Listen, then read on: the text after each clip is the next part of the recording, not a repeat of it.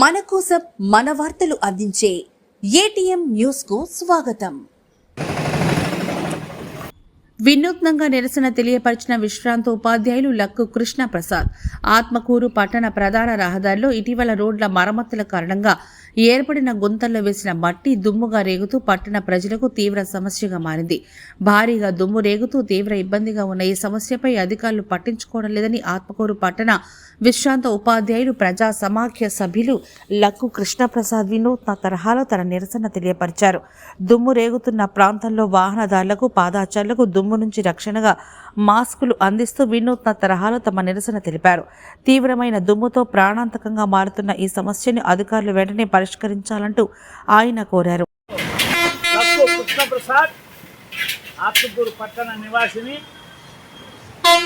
ఈ రోడ్డు దుస్థితి Somasila road centre నుంచి ఆర్టీసీ డిపో వరకు గత 10 సంవత్సరాల నుంచి ఆగిపోయినటువంటి ఈ రోడ్డు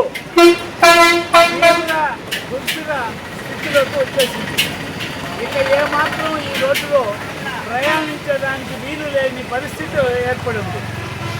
మోకాళ్ళలోతు గుంతల మీద ఆ రోజు పట్టణ పౌరులు స్పందిస్తే అధికారులు ఈ బూడిద కంకరతో ఈ గుంతలను నింపేశారు.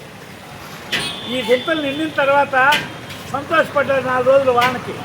తీరా వర్షం ఆగిపోయి తేమ పోయిన తర్వాత కళ్ళాపు చల్లుకోవడం, ఇళ్ళ ముందు ఈ దుమ్ముతోటి మొత్తం ఊపిరితిత్తులు, లంగ్స్, కళ్ళు మంటలు ఇవన్నీటువంటి ఈ లక్షణాలన్నీ వస్తున్నాయని మళ్ళా సోషల్ మీడియాలో దినపత్రికల్లో వార్తలు వచ్చాయి. అయినప్పటికీ కూడా ఏమాత్రం స్పందన ఈ అధికారుల్లో కనిపించడం లేదు. ఉన్న ప్రజాప్రతినిధులు కూడా ఏ రకమైనటువంటి స్పందన లేకుండా ఉంది.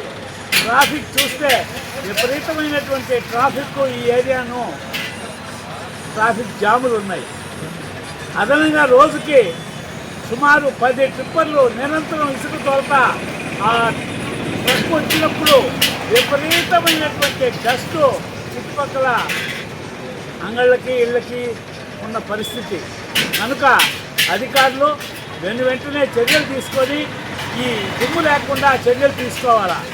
అదేమంటే ఇది కోర్టులో ఉన్నట్లు, అదేమంటే డబ్బులు లేవంటారు.